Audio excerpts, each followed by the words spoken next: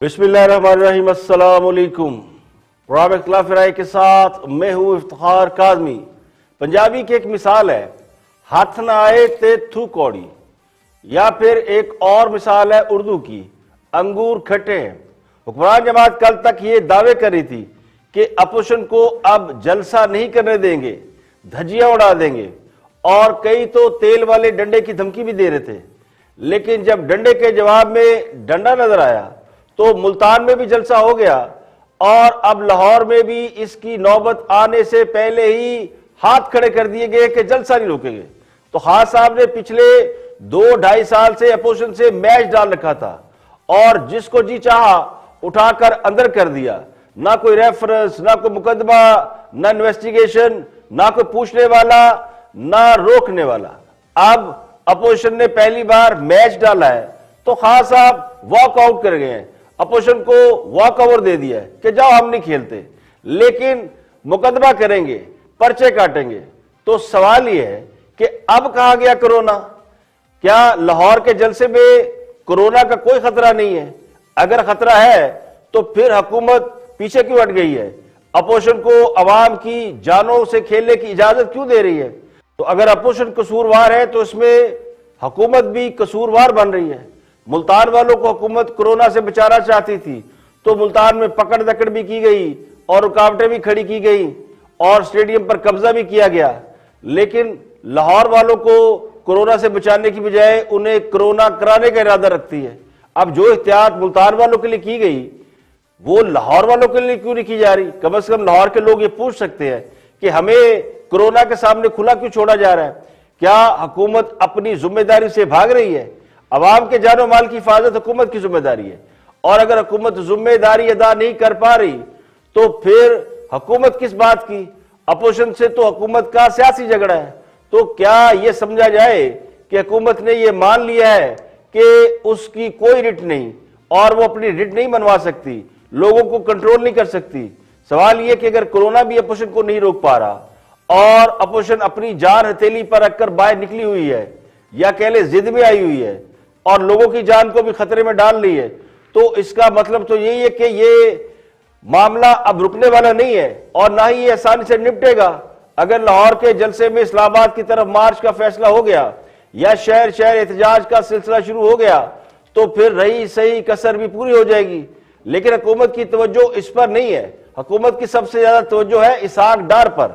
साबिक वज़ीर खजाना इसहाक डार के BBC को दिए गए इंटरव्यू के बहुत चर्चे हैं, और इसहाक डार जिन पर टेलीविजन पर आने में, इंटरव्यू देने में बिल्कुल पाबंदी है, उनके हवाले से कहा जा रहा है कि उन्होंने एक बरतानवी सहाफी के सवालात का जवाब नहीं दे सके। इसहाक डार ने बरतानवी सहाफी को इंटरव्यू देकर बहुत बड़ी गलती कर दी है, यानी गुनाह बख्शवाने गए थे और उसमें इजाफा करा बैठे हैं। तो खान साहब ने पहले ईमानदारी का सबक पूरी कौम को सुनाया और उसके बाद फिर इसहाक डार का जिक्र करना नहीं भूले। कोरोना में लोग मर रहे हैं, बीमारियां बढ़ती जा रही है, लेकिन वो जलसे कर रहे हैं। इसलिए क्यों कर रहे हैं? तो चोरी बचाने के लिए।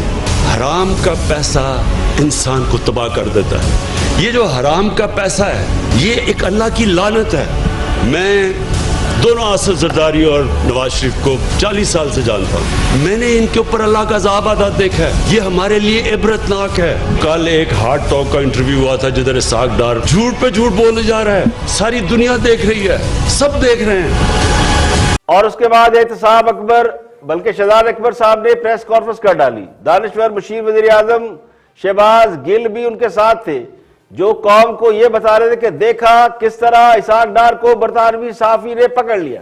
तो शहजाद अकबर ने इसहाक डार के उस इल्जाम को भी गलत करार दिया कि नैब की हिरासत में या नैब की वजह से कई लोगों की हलाकत हुई है और वो नैब की वजह से ही पाकिस्तान नहीं आ रहे, उन्हें नैब से इंसाफ की तवक्को नहीं, इसलिए पाकिस्तान से बाहर है। तो शहजाद अकबर के मुताबिक ये इल्जाम ही झूठा है। नैब की हिरासत में तो कोई मरा ही नहीं है। यहाँ पे एक चार्जशीट हुई है तो उस चार्जशीट का जवाब कैसे देते? मजाका खेज बातें की कि दर्जनों लोग नैब की हिरासत में हलाक हो चुके हैं, किसी ने आज तक रिपोर्ट तक नहीं किया।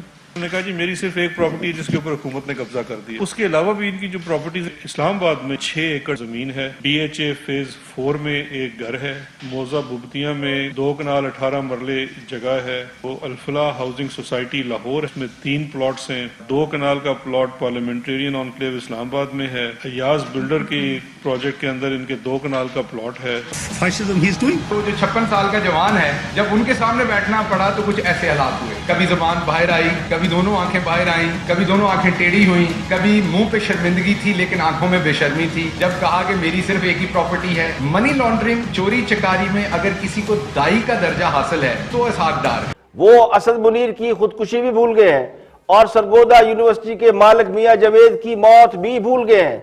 इन दोनों की मौत की वजह नैब थी, यह ऑन रिकॉर्ड है। इसहाक डार आसामी तौर पर मजबूत आदमी नहीं है।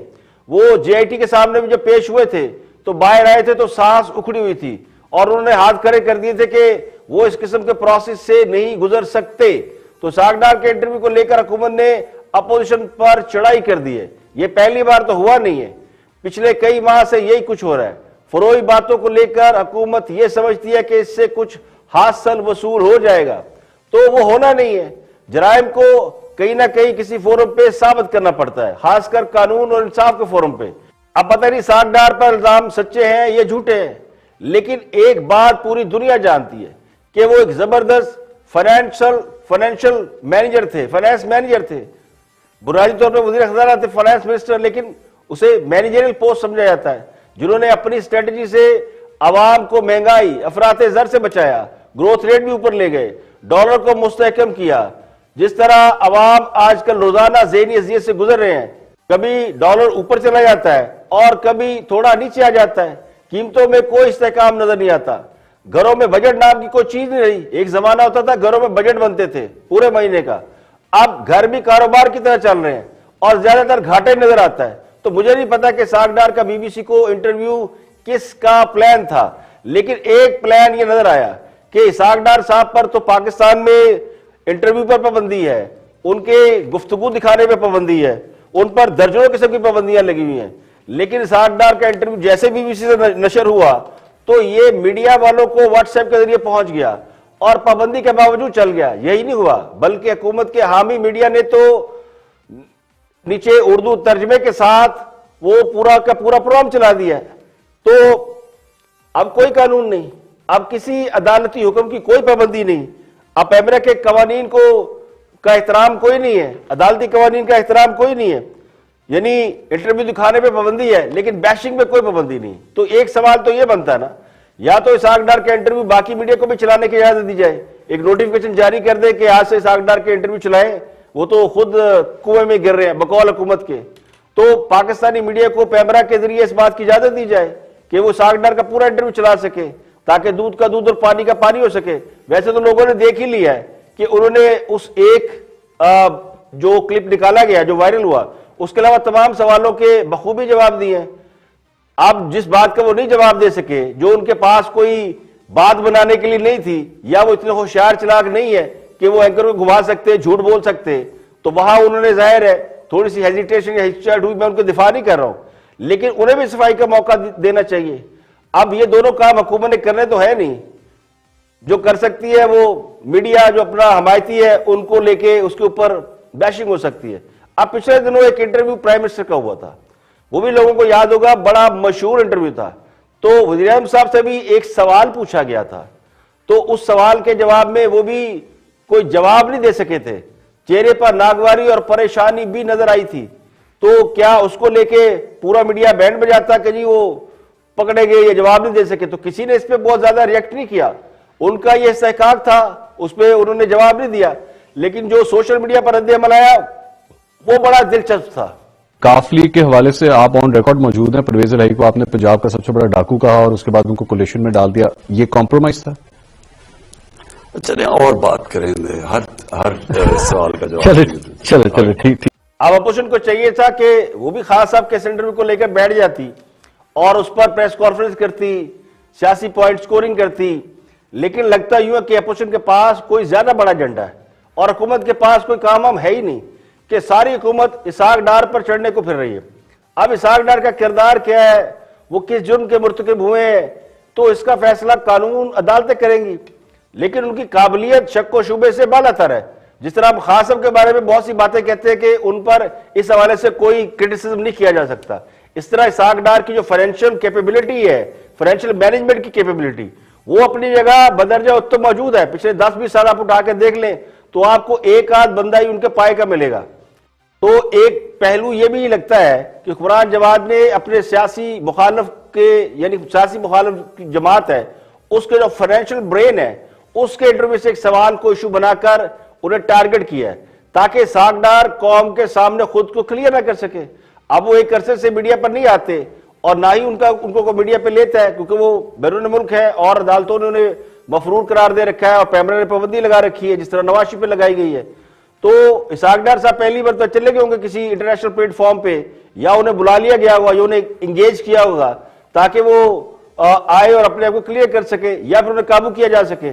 लेकिन बुनियादी तौर पर जो नुक्ता है इस सारी गुफ्तगू का वो ये है कि इसहाक डार का पॉइंट ऑफ व्यू है कि वो ये समझते हैं कि पाकिस्तान में उनके मुखालिफिन कानून और इंसाफ से ज्यादा ताकतवर है, इसलिए जान बचाना बेहतर है। तो ये उनकी सोच है जिसकी वजह से वो बाहर बैठे हुए हैं। तो मेरी राय में एक बार फिर हुकूमत को किसी ने गलत मशवरा दिया है कि इसहाक डार के इंटरव्यू पर सियासी पॉइंट स्कोरिंग की जाए, क्योंकि करप्शन के खात्मे और एहतसाब के हवाले से हुक्मरान जमात का बयानिया पिट चुका है। ये तासुर बिल्कुल आम है कि एहतसाब होगा तो सिर्फ सियासी मुखालिफिन का होगा और उसके लिए ना सबूत चाहिए, ना आपको कोई शबाहत चाहिए, ना इन्वेस्टिगेशन चाहिए। नैब है जिसको चाहेगी उठाकर बंद कर देगी, कोई पूछने वाला नहीं है। महीनों लोग कैद रहते हैं और जब दिल करेगा 8-10 महीने साल के बाद नैब रेफरेंस बना दे, ना भी बनाए तो क्या कर लेंगे। अब तो एंटी करप्शन इसमें शामिल हो गई है। तो अगर तो एहतसाब गैर जानिबदाराना और शफाफ होता है, बड़े दावे से कहता हूं, अगर हुकूमत एहतसाब के मामले में क्रेडिबिलिटी गेन करती तो इसहाक डार क्या, बहुत से लोग अब तक गिल्टी साबित हो चुके होते। जिस हुकूमत के अपने दौर हुकूमत में अरबों रुपए की करप्शन की दास्तानें घूम रही हैं, दर्जनों स्कैंडल सामने आ चुके हैं और हुकूमत में शामिल लोग खुद को एहतसाब से बालातर समझते हैं, तो फिर उस हुकूमत की क्रेडिबिलिटी पर सवालिया निशान लग जाता है। अब नुक्ता यह है कि कानून और इंसाफ जहां पर ताकतवर के गलबे में आ जाए तो फिर आप ये किसी गुनाहगार में और ईमानदार में तफरीक नहीं कर सकते। एक जमाने में लोग समझते थे कि वाकई नवाज शरीफ ने बड़ी चोरियां की है, माफिया है, मुस्लिम लीग लूट के खा गई है। 2-2.5 साल बाद चीजें खुल के सामने आ गई है कि एक चीज भी साबित नहीं हो सकी। 2-4 घर आपने साबित कर दिए जो उनके इनहेरिटेड कमाई से किस तरह भी है, अब उसमें मनी ट्रेल साबित नहीं कर सके, ये उनका फॉल्ट है। लेकिन जो इल्जाम लगाए जाते थे कि 300 अरब और फलाना, वो तो अब बिजली के बिलों तक बात आ चुकी है कि जो बिजली के बिल में कहीं करप्शन की है। तो इसलिए जब ये इस तरह की चीज होती है ना, तो फिर वो सलूक जो आप करप्ट लोगों के साथ करते हैं, वही सलूक अगर आप ईमानदारों के साथ करेंगे तो फिर ये कैसा कानून, कैसा इंसाफ, कैसा एहतसाब, फिर आप किसी को भी नहीं पकड़ सकते। तो बात सवाल ऐसे होते हैं जो अच्छों को लाजवाब कर देते हैं। तो खान साहब का क्लिप दिखाने का मकसद उन्हें एम्बेरस करना नहीं है, बल्कि एक रेफरेंस के तौर पे ये क्लिप मीडिया ने चलाया। अब हुआ क्या, जब इसहाक डार साहब का इंटरव्यू चला तो सोशल मीडिया पे जो हुकूमत के हम ख्याल है, या ये भी कहा जाता है कि शायद हुकूमत के बाज जो ट्रोलर हैं, उन्होंने बहुत से सहाफियों का नाम ले लेकर उन्हें ट्रोल करना शुरू कर दिया और उन्होंने कहा कि जनाब वो जो बीबीसी का एंकर था ना, उस जैसे सवाल करे, उन जैसा बने और उन जैसे इंटरव्यू किया करें। तो शाहजेब खानजादा ने भी इस पर अपना पॉइंट ऑफ व्यू दिया है, क्योंकि उनका नाम भी शामिल था। Your family owned and you said one, that wasn't strictly true. No, it is strictly true because they are adults, they're married, they're 17 years, they're in business, so they're independent of me. जब से इसहाक डार बैरून मुल्क गए हैं तब से उनकी जायदादों और वतन वापसी से मुतालिक सवालात उनका पीछा कर रहे हैं। मगर दूसरी तरफ हुकूमत ने इस इंटरव्यू के बाद पाकिस्तान के कुछ सहाफियों के खिलाफ बाकायदा मुहिम चलाना शुरू कर दी है। बाकायदा तहरीक इंसाफ के ऑफिशियल ट्विटर अकाउंट से नाम लेकर सहाफियों पर सवालात उठाए जा रहे हैं, उनके कंडक्ट पर सवालात उठाए जा रहे हैं कि वो करप्शन को छुपाते हैं, इस किस्म का इंटरव्यू नहीं करते हैं जो बीबीसी के सहाफी ने किया। अलबत्ता खुद हुकूमत ने इसहाक डार के इंटरव्यूज करने पर पाबंदी लगाई हुई है। सिर्फ यही नहीं, जब हमने नून लीग की मुआशी पॉलिसीज के हवाले से इसहाक डार के इंटरव्यू का माजी का एक क्लिप चलाया था तो हमें हुकूमत की तरफ से मना किया गया कि आप ऐसा भी नहीं कर सकते। मुख्तलिफ सहाफ़ियों ने इसाक डार के इंटरव्यू भी किए मगर उन्हें रोक दिया गया। लेकिन आज जब इसाक डार का इंटरव्यू हुकूमती मौक़िफ़ को सूट कर रहा है तो पेमरा को भी कोई एतराज नहीं है, हुकूमत भी खुश। हज़रत अली करमुल्लाह वजहो का कॉल है कि जिस पर एहसान करो उसके शर से डरो। और ये कॉल मैं मीडिया के हवाले से कह रहा हूँ, ये मीडिया ही था जिसने खान साहब को बड़ा प्रमोट किया। और खान साहब जब कंटेनर पर थे 126 दिन तो एक तकरीर भी मिस नहीं की। खान साहब के रोजाना 4-4, 6-6 इंटरव्यू मीडिया चलाता रहा। तो ये नवाज शरीफ का ही हौसला था जिसने उस वक्त अपोजिशन को ना लॉन्ग मार्च से रोका, ना हुकूमत के खिलाफ जलसों और तकरीरों से रोका, ना उस वक्त की हुकूमत ने अपोजिशन की हिमायत करने पर मीडिया का बाइकाट किया या उसके इश्तिहार रोके या उनकी ट्रोलिंग की।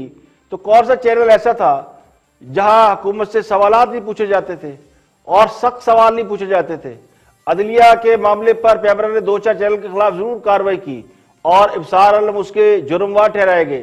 तो आज वही मीडिया जो कल खान साहब का हमायती था, आज वो हुकूमत की नजरों में मातूब ठहराया जा रहा है।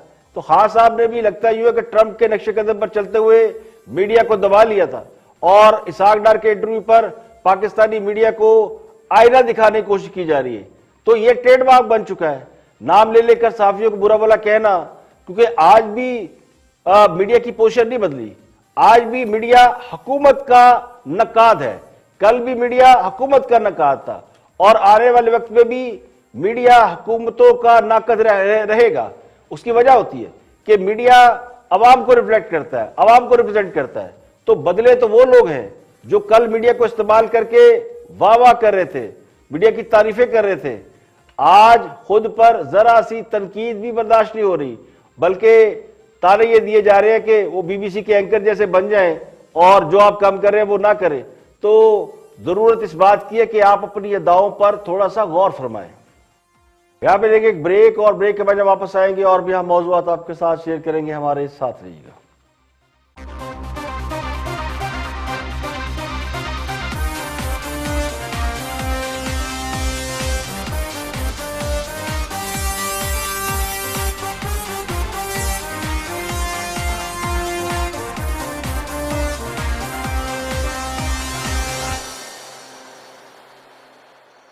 Welcome back. आप देख रहे हैं प्रोग्राम इख्तिलाफ राय और मैं हूं इफ्तिखार काज़मी। ब्रेक के बाद हाजिर खिदमत है और अब कुछ दोस्तों की खबर लेते हैं कि उनके पास क्या खबरें हैं।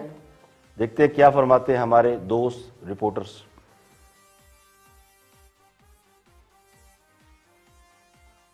अगर आप भी जाएंगे तो आपको भी वो यही बात करेंगे कि जनाब हमारी आवाज़ रावलपिंडी में पहुंचा दें और अहलियाने रावलपिंडी से कहें कि जनाब हम नेशनल डायलॉग शुरू करें, तमाम पॉलिटिशियंस को बशमूल हमें आम मुआफ़ी का ऐलान कर दिया जाए और आइंदा इंतखाबात तक हमें ज़मानत पर रिहा किया जाए और उसके बाद एक आइनी पैकेज पे भी बात हो सकती है। ये भी इंसेंटिव दे रहे हैं वो कि रिफॉर्म्स, कॉन्स्टिट्यूशनल रिफॉर्म्स पे भी हम आपको सपोर्ट करने के लिए तैयार हैं। तो चौधरी साहब ये बताइएगा कि रावलपिंडी से क्या इत्तला आएगी, क्या इन पैगामात पे जुबैर साहब की गुफ्तगू के बाद और सारी चीज़ें डिस्क्लोज होने के बाद क्या अहलियाने रावलपिंडी कोई इनको सपोर्ट करेंगे?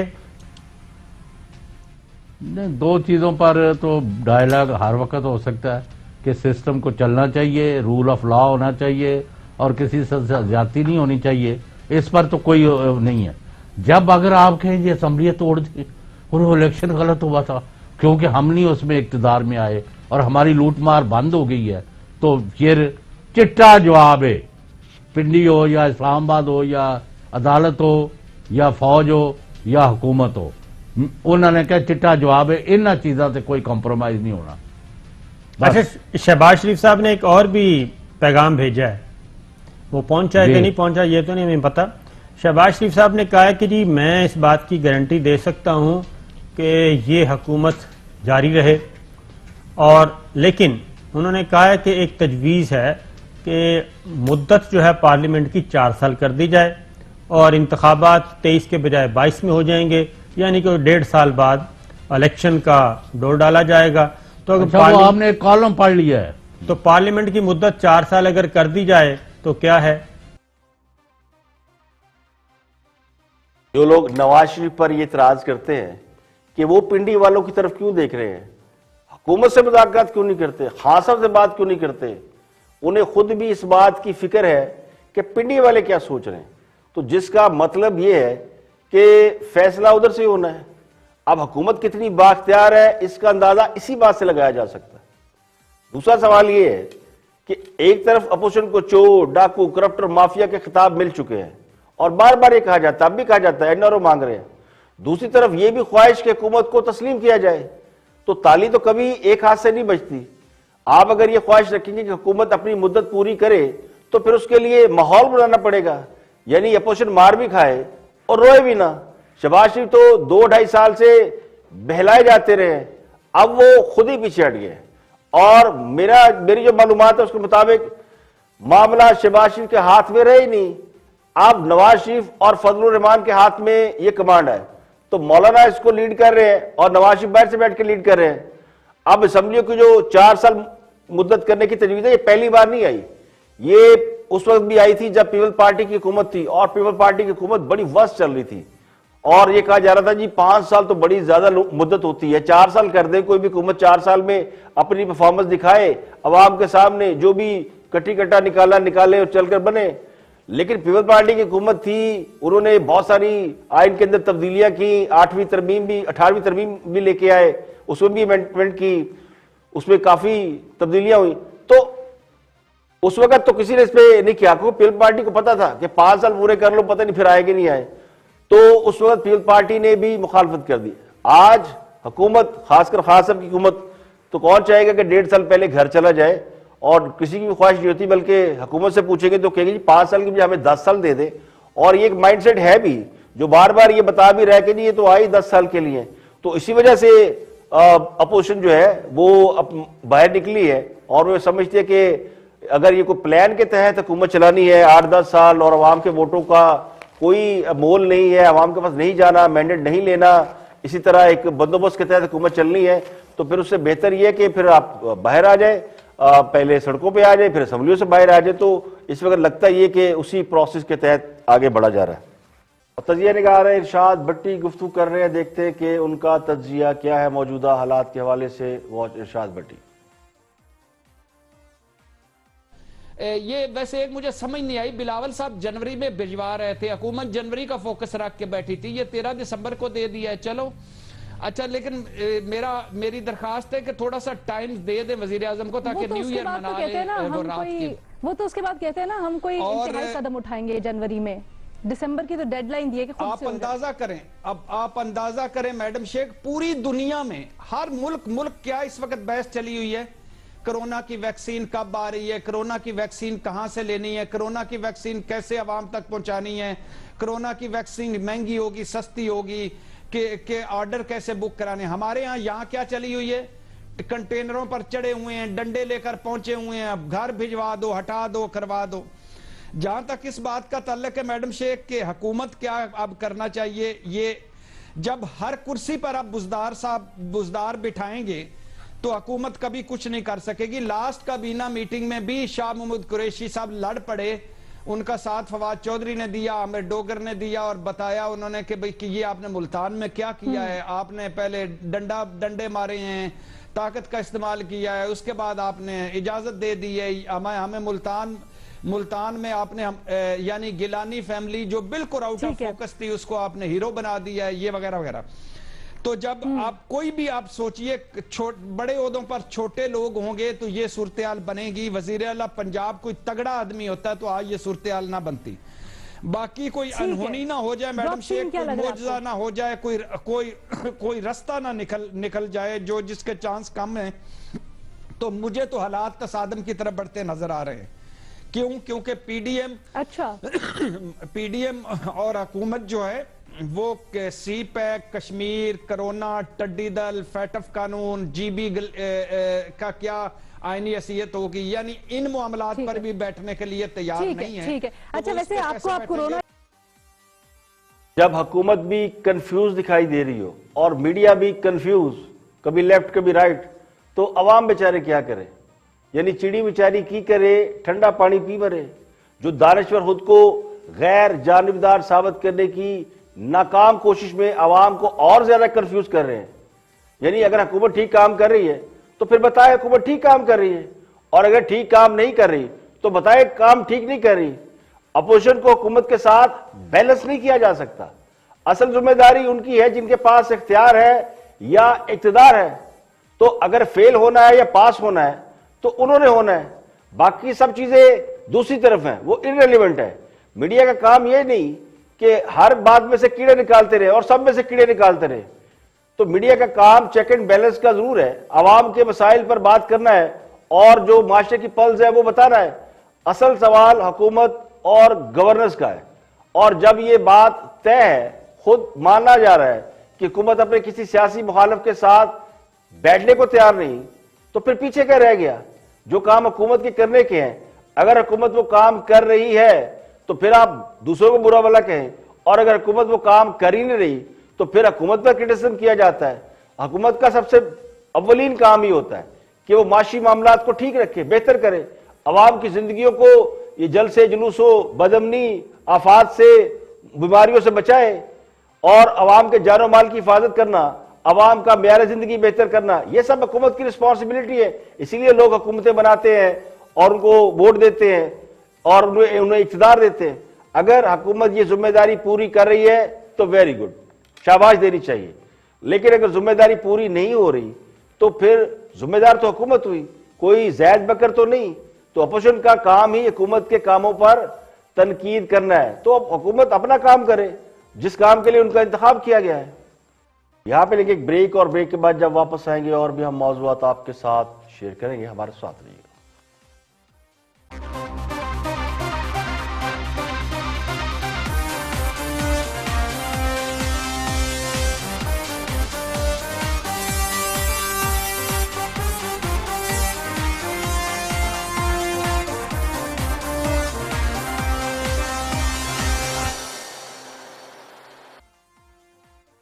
Welcome back. आप देख रहे हैं प्रोग्राम इख्तिलाफ राय में इफ्तिखार कादमी वजीर आबी वसाइल हैं फैसल वाडा गुफ्तगू कर रहे हैं ऑन दी फ्रंट में। देखते हैं कि उनका मौजूद सुखन क्या है। मौजूद आजकल अपोजिशन के अलावा कुछ होता नहीं है, वैसे तो पहले भी नहीं था, लेकिन अब कुछ ज्यादा ही जोर है। देखते हैं फैसल वाडा क्या फरमाते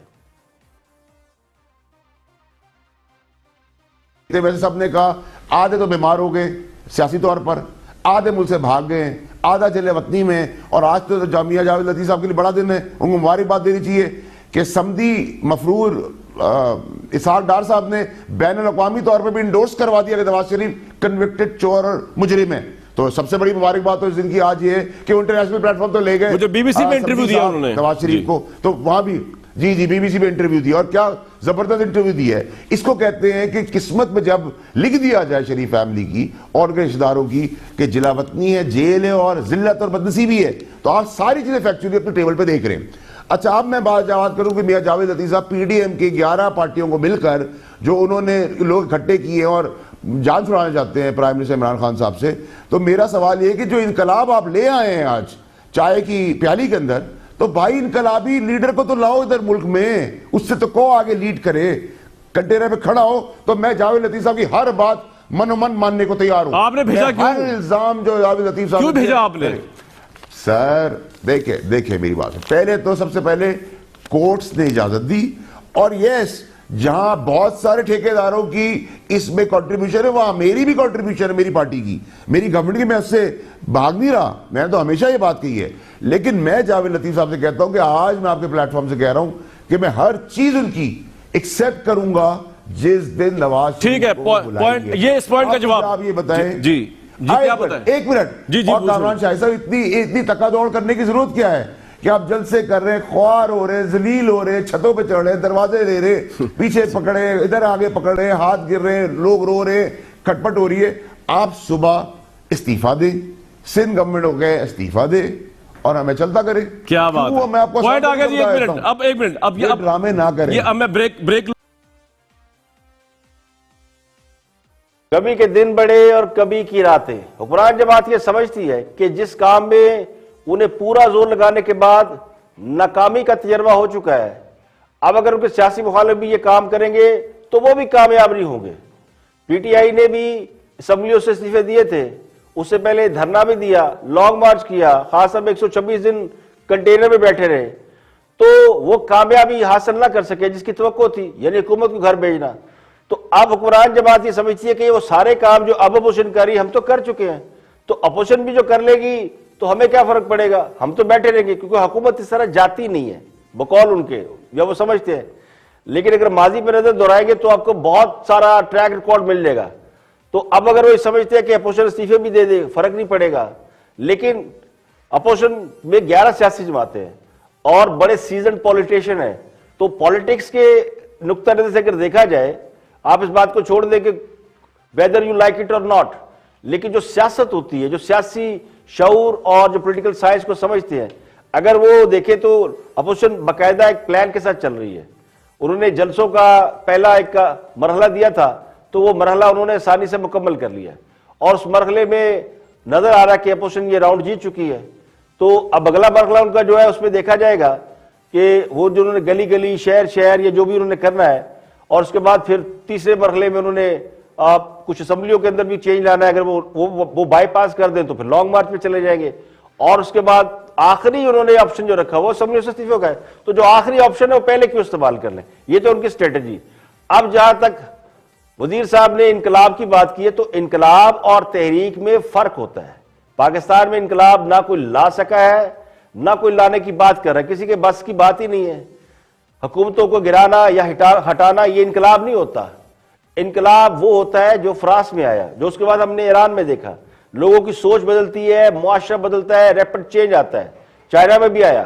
तो अब पूछना यह भी था वजीर साहब से कि इन्होंने एक दफा कहा था कि नौकरी की बारिश होना थी, तो जी 1 हफ्ते में हो जाएगी, तो वो बारिश कहां गई? जो शख्स नेशनल टेलीविजन पर अपने सामने जूता रखकर सियासी मुखालफिन को ये मैसेज दे के तोड़ी खैर नहीं, और जो ये दावा करे कि नौकरियों की बारिश होने वाली है, उसके बाद खुद बारिश की तरह कहीं दाएं बाएं हो जाए, और जिनके अपने ऊपर बहुत सारे इल्जामात हों, बैरून मुल्क सासों पर कई सवाल हों, हकायक छुपाने पर अदालत में केस चल रहा हो, तो उनको फिर मेरा ख्याल है कि ये जमहूरियत, सियासत, इनकलाब, इस तरह की बातें करने में थोड़ी सी एहतियात करनी चाहिए। ख्वाजा आसिफ ने ऑफ द रिकॉर्ड में गुफ्तगू की काशिफ अब्बासी से, और बड़े अहम सवाल उनसे पूछेंगे। ग्रैंड डायलॉग की बात हो रही है, इसके अलावा अपोजिशन की जो तहरीक है वो कहाँ खड़ी है और अपोजिशन क्यों हुकूमत को गिराना चाहती है, इस पर ख्वाजा आसिफ जवाब दे रहे हैं। Political parties who form governments, let them continue for 5 years, उनको टाइम पूरा करने दें। हम जब हुकूमत में होते हैं हम कहते हैं वक्त पूरा करने दो, ऑपोजिशन में जाते कहते हैं नहीं करने देना। ये कब तक चलाएंगे हम खान साहब? और वजह तो सबके पास है, इमरान खान साहब के पास उस वक्त जब आपकी हुकूमत थी 500 बजे लेके मैदान में आ जाते थे, गलत वजह थी सारी की सारी, लेकिन आते थे। आप जो है बात दुरुस्त कर रहे हैं, लेकिन मेरी आपसे इस्तदा होगी कि अगर आप ये जो बात अभी आपने की है इसका कोई सोल्यूशन ओरिएंटेड अगर आप बात कर लें तो मेरी और आपकी जो है कहीं ना कहीं जो है ना कोई मीटिंग पॉइंट बन जाएगा, कोई कहीं ना कहीं हमारे दोनों में इत्तेफाक राय पैदा हो जाएगा। अगर आप जो है मुझे क्रिटिसाइज करते रहेंगे, मैं आप पीटीआई को डिफेंड कर रहे हैं, मैं पीटीआई को क्रिटिसाइज करता रहूंगा, तो ये बात कहीं चलेगी नहीं, पहुंचेगी नहीं। मैं बस एक फिक्रा और ऐड करूंगा कि जो हम कोई गैर आईनी या गैर कानूनी तरीका जो है वो नहीं अपना रहे जिससे इस हुकूमत को गिराया जाए। हम डी चौक में नहीं आए हुए, हम जलसे कर रहे हैं जो आईनी और कानूनी हक है हमारा। एक चीज आपको दिखाना चाहता हूं, एक धरना हुआ था आपको याद होगा जिसमें आपकी हुकूमत गिराने के लिए इमरान खान साहब 126 दिन इस्लामाबाद में बैठे हुए थे। ये बात का इंटरव्यू, उस वक्त मेरा नाम भी उस लिस्ट में आया था जिन लोगों ने नवाज शरीफ से पैसे लिए हैं। और क्यों आया था? क्योंकि उस वक्त मेरा भी ये मानना था, उस वक्त भी ये मानना था खास कि एक वजीर आजम जो इलेक्ट होकर आया है बराए मेहरबानी उसको 5 साल पूरे करने दिए जाए। इमरान खान साहब ने पॉइंट आउट किया एक इंटरव्यू में, जो मेरा उनका इंटरव्यू था, जरा आपके लिए सिर्फ इसलिए कि ये किसी की डिफेंस नहीं है। आई बिलीव कि गवर्नमेंट, देखिए सवाल ये नहीं कि सिविल हुकूमतों को इक़्तिदार की मुद्दत पूरी करनी चाहिए या नहीं, इस पर तो कोई दो राय है ही नहीं। लेकिन मसला कुछ और है। जो इस वक्त तासुर है वो ये है कि हुकूमत चलाने वाले और लोग हैं, और वो लोग हैं जो खास सबको लेकर आए हैं, वो पीछे बैठकर हुकूमत चला रहे हैं। इस पर भी शायद लोग कंप्रोमाइज कर लेते, लेकिन मसला उनके फेलियर का है। सिविल हुकूमत को सामने रखकर या फेस बनाकर पीछे बैठकर हुकूमत चलाने का तजर्बा कामयाब नजर नहीं आता, उसके नतायज पूरी कौम भुगत रही है। अगर तो हुकूमत कामयाब हो जाती तो आज अपोजिशन को कोई घास भी ना डालना होता। लेकिन अगर आप कंपैरिजन करें पिछले हुकूमत का या उससे पिछले हुकूमत का और मौजूदा हुकूमत का, तो तमाम तर इल्जामात के बावजूद आपको डिफरेंस नजर आएगा। और पिछली हुकूमत मौजूदा हुकूमत से बेहतर काम कर रही थी, इसमें कोई शक ही नहीं। गवर्नर्स और ड्राइवर्स दोनों बेहतर थे। अगर आज खान साहब की हुकूमत ना होती हाइपोथेटिकली और पिछली हुकूमत ही कंटिन्यू कर रही होती, तो जो कर्जे उन्होंने लिए थे वो भी वही उतार रहे होते। मौजूदा हुकूमत ने सवाए कर्ज लेने, रोने धोने और सियासी मुखालफिन की ऐसी तैसी फेरने के सिवा किया क्या है? हुकूमतों को मुद्दत पूरी करनी चाहिए, यह असूली मौकफ है, इसमें कोई दो राय नहीं है। मगर उसके लिए हुकूमत का लेजिटिमेट होना और इंडिपेंडेंट होना ये बड़ा जरूरी है, अंडर इन्फ्लुएंस होना नहीं।